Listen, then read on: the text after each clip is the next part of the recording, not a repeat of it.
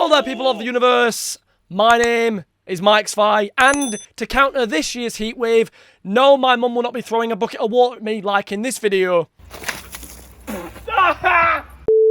Anyway, in today's video, we're going to be taking every single new series Doctor Who series finale and tier listing them. This isn't a tier list that I made. I'll leave a link below to this one. They are missing the End of Time Part 2. But that's not really a series finale. But at the same time it was, because the specials is series 4.5. So we will include... Wait, can I add a picture to it? I don't know if I can. So without further ado, let's start with series 1, The Parting of the Ways. The culmination in the 9th Doctor's nightmare, because he wants to put the Time War behind him. But, well, the Dalek Emperor from the Time War has come back with a fiery vengeance, or rather not come back. Turned out he never fucking died in the first place, because the Dalek race died in your inferno, but my ship survived. Falling through time, crippled but alive. You get it? Do not interrupt, do not interrupt. Oh, okay, that wasn't a fucking prompt, but thank you, Daleks.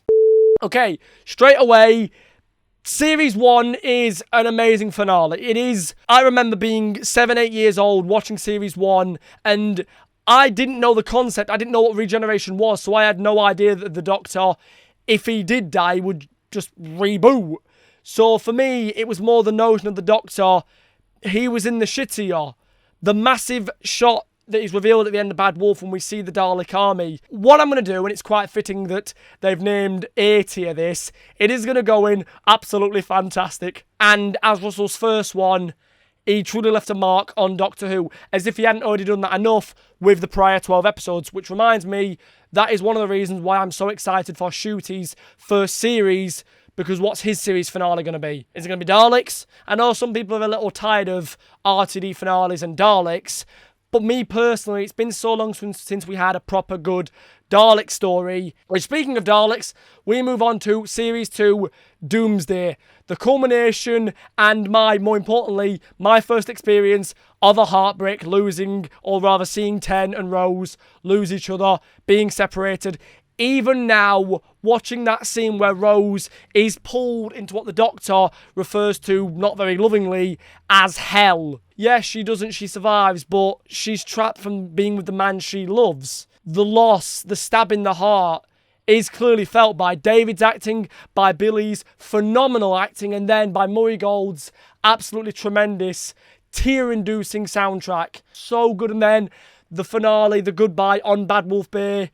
Oh, man, even now, it brings a fucking tear to your eye. Sorry, I don't know what that was. I'm going to put Doomsday in the best story ever told. Next, we have Last of the Time Lords, the first three-parter of New Who. Ten, Martha, and Jack are, in many ways, my dream TARDIS team. Martha, like, the fact that she has to walk the earth. That's one thing I love about the way Russell wrote his companions. They all had their own uniqueness in how they were amazing, if that makes sense. Like Rose was the bad wolf. Martha, the woman who walked the earth. Donna, the most important woman in the whole of creation. And then the reveal of the Master, because when I was a little kid and I experienced that, I had no memory at all of the Master, but for some reason, I knew this was not good.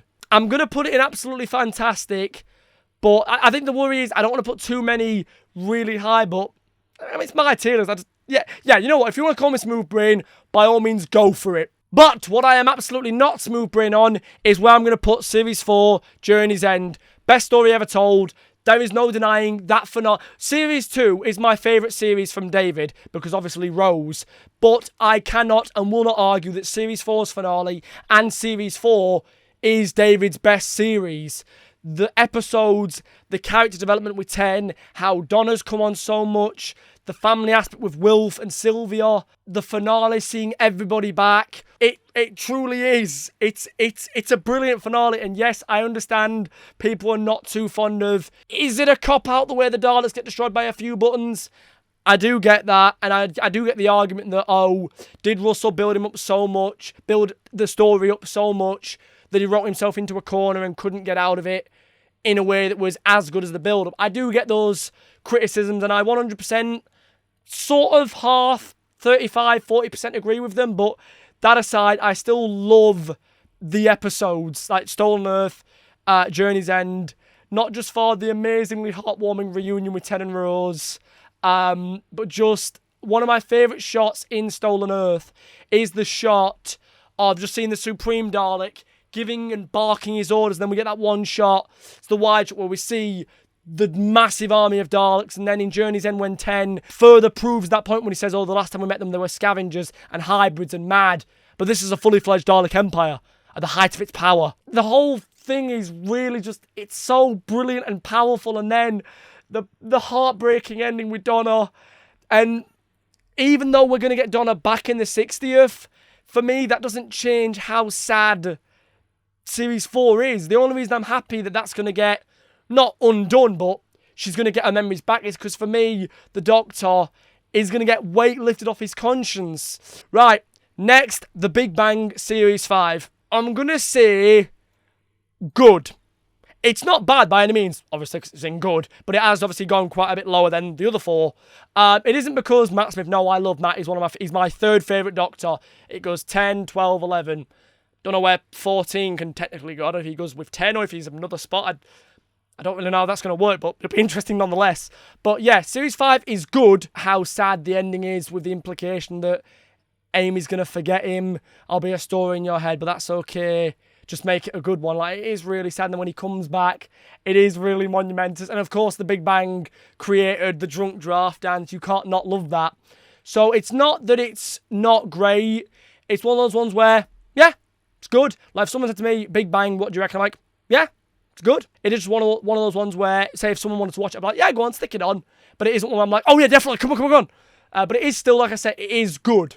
Next, obviously, this is where we get into the Series A and B, which I didn't like that, but it is what it is. Series 6A, A Good Man Goes to War. That I'm going to put in great. The thing I love most about it is the ending, but no, the wrap-up of the character of the Doctor in the sense when River's like, Doctor, the word for healer and wise man throughout the universe. We get that word from you, you know. But if you carry on the way you are, what might that word come to mean? To the people of the Gamma Forests, the word Doctor means mighty warrior. It is brilliant. It is one of those things where you realise how big has the Doctor become in terms of being a feared force of nature. Because obviously we see the Doctor as this hero, this amazing person who is always our friend. But to some people out there in the universe, they probably have fucking nightmares about him. Right, 6B, The Wedding of River Song. This one gets a lot of shit, and I'm not too sure why. I'm going to put it in great, because I do legitimately love it. The whole notion of the parallel timeline, world, like the way the world is now, like Charles Dickens is back, that was really nice to see. Is it Roman Emperor Church or whatever it is? Like, that's brilliant. And then the silence. I didn't like how they were handled in 7B in Time of the Doctor, but I did like how they were handled in Series 6 for the most part. Like, that shot where it's like, oh, revolver, we seem to be defending ourselves. And when he looks up and there's so many, like, and then as well when, I think it's Amy or River says, or it might have been Rory to be honest, when he says, oh, the silence are never this active, it's like, oh, it's because the Doctor's here. When they put the hand and it starts to crack, like, that's really, I love that. And then as well, when Amy kills Madame Kavarian, it's something like the line when Karen says, Riversong didn't get it all from you. Like, it's really sinister. Obviously, she regrets it and is repentant later, but as well, it's still very unsettling. But at the same time, you don't disagree with her for doing it, because this is the woman, Madame Kavarian, who tortured and kidnapped, more importantly, Amy's daughter. Like, that's the maternal instinct kicking in. You can never blame that. So, on to 7A, Angels Take Manhattan. It's, I did shed one single tear when Amy and Rory jumped off the building, but overall, I'm sorry, I am going to put it in mid. The soundtrack, All Together or Not at All, that is brilliant. There is no denying that. And Matt's acting when he breaks down, like, come along, Pon, please, come back to the TARDIS. I will never be able to see you. Like, that is so, it hurts so fucking much. And then when she's like, Melody, you be a good girl and look after him, like, it hurts. And then, oh, Raggedy Man, goodbye. I want to put it in good, but I just think, for me personally, at that point, I think Amy and Rory had really stayed too long. If I could, I'd put it just, like, in the middle, half good, half mid, but more mid, just because, again, call me smooth brain if you want. I don't like the fact that at the ending, after everything they've been through, Rory's like, oh, there's a gravestone with my name on it. Oh, that's funny.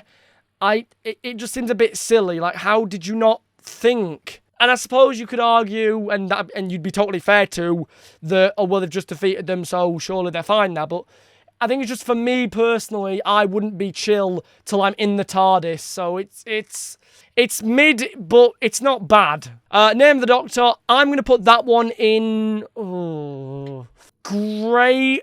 I'm going to put it above 6A and B.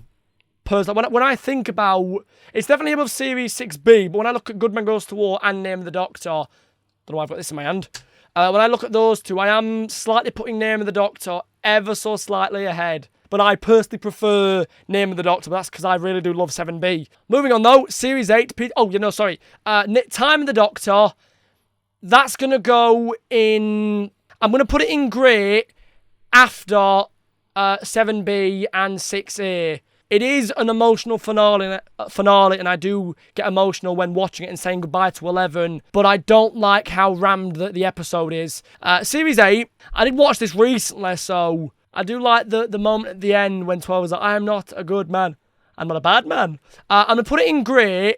It's going to go in front of Wedding of River Song and, oh, does it go above Time of the Doctor? I'm going to say no. Series 9 finale. Oh my god. Part 1, brilliant. Part 1 would go in absolutely fantastic. Honestly, it would. A brilliant episode. Peter Capaldi's acting in that is outstanding. Brilliant. But Part 2, I'm going to be honest, I'm going to put that in not good. I do like that we get to see Gallifrey again, but I don't like it. It's not good. It's not good. On to The Doctor Falls.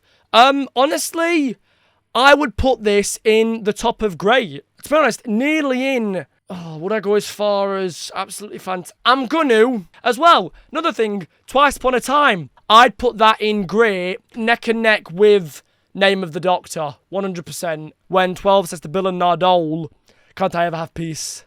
Can't I rest? Like, that notion that he's... Because I love when we explore that with 10 in the end of time that he doesn't want to go. And then again with 12 when he's like, I will not change. Like the notion that he's sick of having to start again with his personality. I love that. The way Peter Capaldi acts is brilliant. And then this was, as far as we knew then, was Murray Gold's last hurrah. And I love that he brings back some of his older tracks.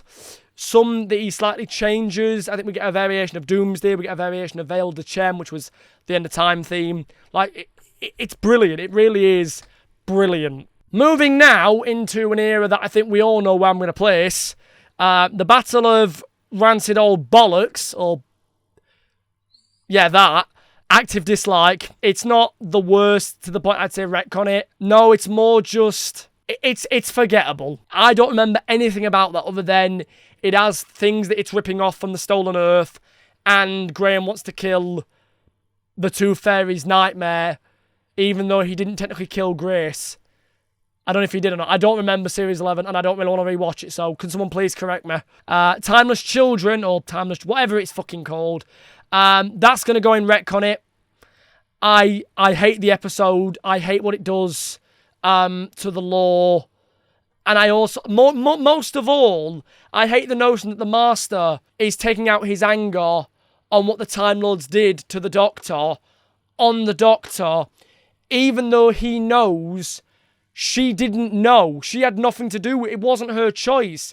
She was a victim of the Time Lords, of their selfishness. I don't like the episode, and then the bit when we see the fugitive Doctor, or rather her Matrix's project. I don't know if it's actually her, or if it's from I don't know if it's her conscious taking the form of Joe Martin's doctor. I'm not sure. I don't like how when she gives the Matrix a big whammy, it's one of those moments where it's good, but it's cringy. Like the notion that her mind plays the Doctor Who theme. It's cringy, but you can't help but maybe smile at it. But then the notion of seeing all the other secret incarnations, which for me, it doesn't make sense. How can she whammy the Matrix with memories she doesn't have, which are in the Watch? I fucking hate that episode. And then the Time Lord, no, not Time Lord, then the Time Lord, the fucking regenerating Cybermen, the notion of them being able to have regenerative abilities, it's just a bit silly in my opinion. Though silly is when we get to fucking the power of the Doctor. The only moments in that episode I can praise was the grace and the beauty Jodie showed in her last line before the second coming of Christ happened, aka David Tennant came back. So yeah, other than that, the only other bit I can praise was seeing Peter and Sylvester in their costumes delivering their lines. Like, that was beautiful. It really was. And then I think the Guardians of the Edge is the one and only thing Chibnall's ever contributed to the lore that I would like to see used again. And while I felt that overall Joe Martin was wasted in the character she was given, it was nice to see her. I just wish Chibnall had given her more. I know there might be some people that don't believe me when I say that, and I get why, but I do wish she'd been given more, and I wish... It just seemed like it was a waste of time. Is it devoid of anything positive? No, but there's nothing in it that makes it above retcon it now. I'm sorry, it is. It's worse than Timeless Children, is it? Yeah, no, I would say it is worse, just because I begged that Chibnall would have at least tried for Jodie's last one. It was like Angels Take Manhattan. I was ready to see Amy and Rory leave, but I was like, no, you know what? Come on, make me feel something. Make me get a bit sad. I was annoyed that throughout the entire era, I never felt anything. But yeah, overall, that's my ratings. I'm sorry if I was so predictable to the point that drinking game we mentioned at the beginning, you took so many shots because I was really predictable. I'm sorry, but hopefully you agree with some of these options. If you don't, that's totally fine. By all means, tell me what you think of my list, or even better, tell me your list and why. I am always up for a discussion as long as it's healthy and positive. So, yeah, But yeah, thank you guys for watching. Be kind, be good to one another, stay cool, and I'll see you soon. Bye! I'm a living legend. You ain't heard yet, you not get the message. From the moment that I'm stepping in, I get a couple weapons. Yeah, I turn to a beast when I'm repping. I'm a living legend.